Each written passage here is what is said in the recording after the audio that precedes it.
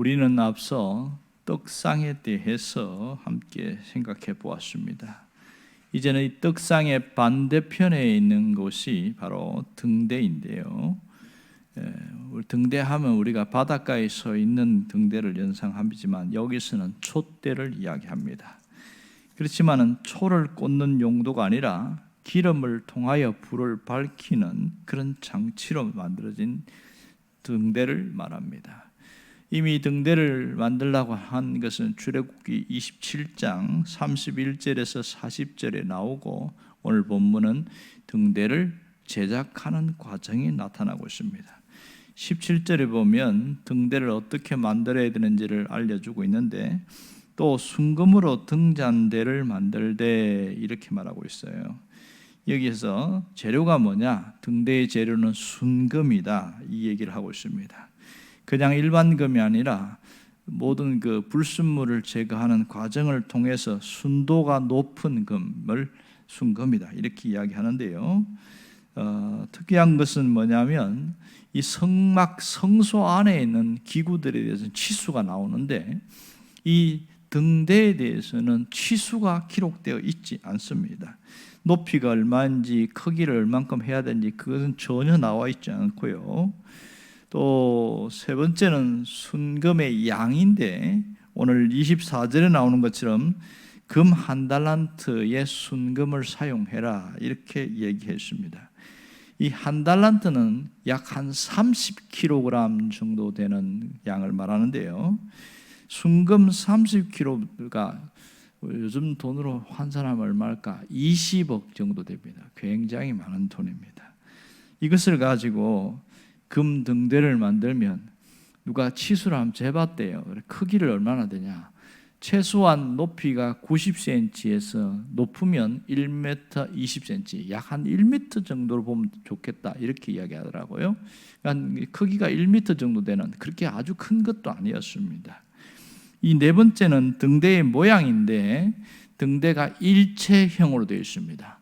하나하나 조각조각 만들어서 붙인 게 아니라 처음부터 끝까지 하나의 모양으로 만들었습니다. 그리고 속은 비어 있고요. 그 심지 역할을 하는 것을 통해서 이렇게 올라가야 되니까 그런 식으로 만들었는데 오늘 17절에 나온 것처럼 그 밑받침과 줄기와 잔과 꽃받침과 꽃이 그것과 한 덩이가 되게 해라 그렇게 했습니다.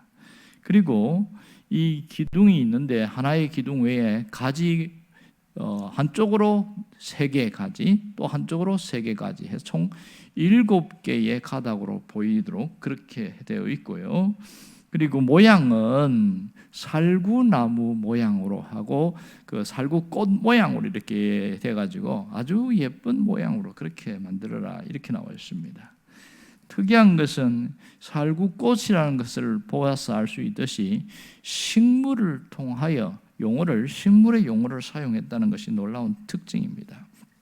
자, 우리 성경에는 살구꽃, 살구나무 이렇게 나와 있는데 실제 이스라엘에는 살구나무가 없답니다.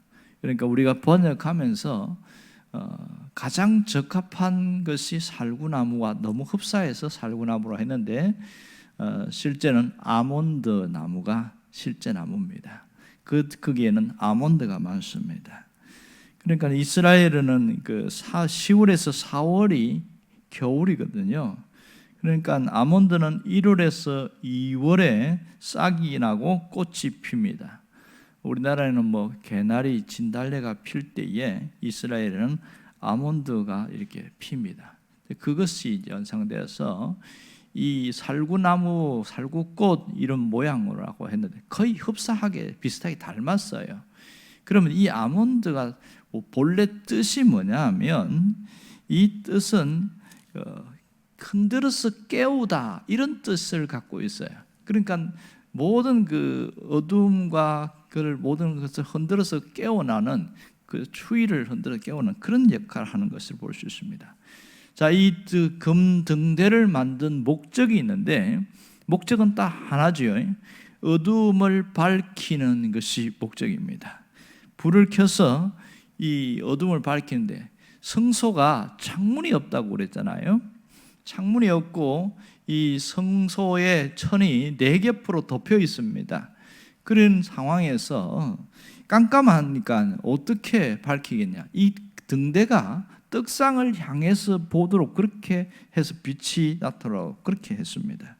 자, 이 일을 누가 하냐? 제사장들이 하는데 저녁부터 그 다음 아침까지 이것이 계속 불을 켜놓도록 했습니다. 이게 해야 될 일이었고요. 그리고 등대를 켜는 목적이 어쨌든 빛이 환하게 비추는 것. 이것은 영적인 의미로 어둠을 거두는 역할, 세상에 어둠이 임한 이 세상에 빛을 밝혀주는 그 역할이 바로 등대다, 그런 얘기를 하고 있습니다. 자, 오늘 이 가지가 전체가 줄기까지 해서 7개가 나온 것은 상징적인 의미가 있습니다. 우리가 알듯이 7이라는 숫자는 완전수입니다. 그러니까 이 빛은 완전한 빛, 이런 뜻을 갖고 있습니다. 우리가 예수님은 빛이다, 그런 얘기를 들은 적이 있어요. 세상의 빛이다, 주님이 직접 그렇게 말씀하셨으니까 예수님은 완전한 빛이라는 것을 알 수 있습니다. 주님이 오신 목적이 뭐지요? 생명의 빛을 가지고 왔습니다. 그래서 자신이 십자가에 달려 죽으심으로써 그 빛을 열어가시기 시작한 것이죠. 생명의 길을 우리에게 보여주었다는 것 사실입니다.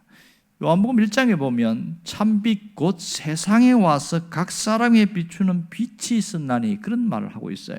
그런 걸 보면 예수 그리스도가 빛이라는 것은 분명한 사실입니다. 이 세상의 어둠에 깜깜하게 있을 때에 주님이 빛이 되셔서 누구든지 예수 그리스도에게로 오는 자들에게는 빛 가운데로 오게 될 것이다, 그 얘기를 하고 있습니다. 또 하나는 이런 얘기를 하고 있어요. 사람이 육체적으로 맞으면 타박상이 있잖아요. 정신적으로 얻어맞게 되면 쇼크 상태, 그렇게 이야기합니다. 이렇게 해서 정신적인 충격을 받으면 그것도 육체의 타박상처럼 굉장히 아픈데, 어떤 사람은 충격이 너무 오래돼서 회복이 안 되는 사람들이 굉장히 많습니다. 회복이 안 될 때 우리는 뭐라고 그러냐면 트라우마다, 이렇게 이야기합니다.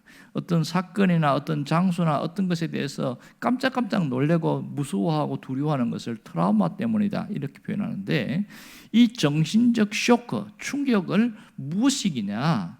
바로 그 빛 대신 주님이 그 속에 들어오면 그걸 이겨낸다는 거예요.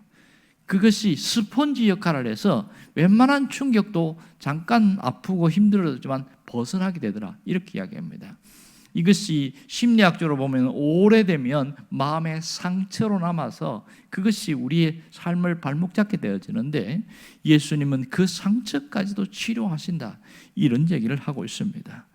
빛은 또 무엇을 말하고 있느냐 하면 바로 성령님을 의미하고 있습니다. 요한계시록 4장 5절에 보면 이렇게 나옵니다. 보좌 앞에 등불 7이 있으니 이는 하나님의 7영이라, 이렇게 이야기합니다.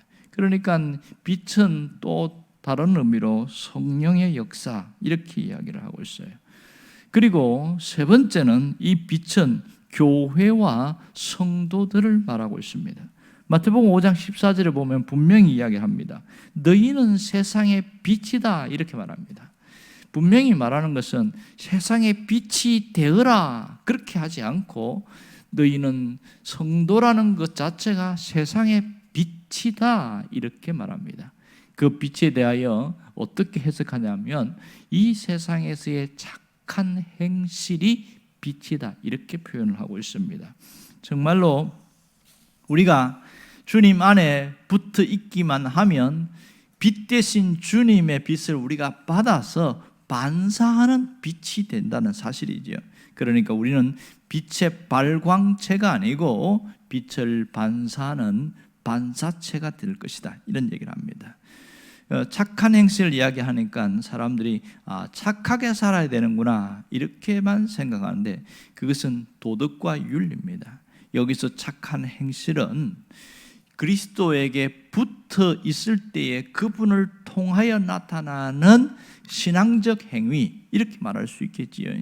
내가 만들어내는 것이 아니라 주님을 통해서 흘러나온 것이죠. 예를 들자면 사랑에 대해서 이야기할 때에 내가 갖고 있는 사랑을 남에게 갖고 가는 것이 아니라 주님으로부터 받은 그 사랑을 갖고 흘려보내는 것, 뭐 이런 정도라고 할 수 있겠습니다. 그러므로 우리는 늘 그리스도 안에 머물러 있어야 됩니다. 그러면 오늘 일어난 사실을 아는 우리가 어떻게 살아야 하느냐, 딱 한 가지입니다. 흔들어 깨우는 자가 되어야 됩니다. 내 영혼을 깨울 수 있어야 되고 또 교회와 성도들을 깨우는 자가 되어야 합니다. 더 나아가서 세상을 깨우는 자가 되라. 이것이 우리에게 주신 사명이라는 사실을 잊지 않아야 됩니다. 내가 깨우려고 하면 먼저 내 자신이 어떤 상태인지 점검이 필요해요. 내가 기름이 떨어져 있는지 아니면 내 영혼에 거름이 꽉 끼어 있는지 한번 점검해 봐야 됩니다. 가끔 그런 생각하지 않습니까? 내가 빛인데 왜 내 마음이 이렇게 어둡지? 내가 빛인데 왜 이 모양이지? 교회가 빛이라고 그러는데 세상에 왜 지탄을 받고 있지? 왜 이런 일이 생길까요? 빛 대신 주님과 연결되지 않으면 거름이 생기고 문제가 생기게 되어지는 것이요. 그러니까 빛이 되신 주님을 보고 있어야 그 빛을 반사할 수 있는데 그것이 안 되어져서 그런 겁니다. 어떤 분은 이것을 시선 처리가 문제다 이렇게 표현해요. 누구를 보고 있느냐, 무엇을 보고 있느냐, 그것에 따라서 반사체가 되느냐 아니면 반사체가 되지 않느냐, 이런 차이가 있다 이렇게 말합니다. 사실 우리가 엄청난 것을 하는 게 아니에요. 가장 원리적인 것만 알면은 그렇게 너무 힘들거나 고통스럽지 않습니다. 주님께 붙어 있을 때는 자연스럽게 그것이 나타나는 것이 빛입니다. 오늘 주님은 우리에게 이런 말씀을 하고 있습니다. 늘 내 영혼이 빛나게 해주세요. 이런 기도가 있어야 되고요. 내가 빛을 비추는 자로 살아가게 해주십시오. 그 기도가 있어야 합니다. 그리고 더 나아가서 교회와 모든 성도들이 세상을 비추는 빛으로 살아가게 해주세요. 이러한 기도가 있을 때 갈수록 달라지게 되겠지요. 갈수록 달라집니다. 주님은 이 빛의 사명을 품고 살아가기를 원하고 있습니다. 여러분이 그 사람 되기를 주의 이름으로 축원합니다. 기도하겠습니다.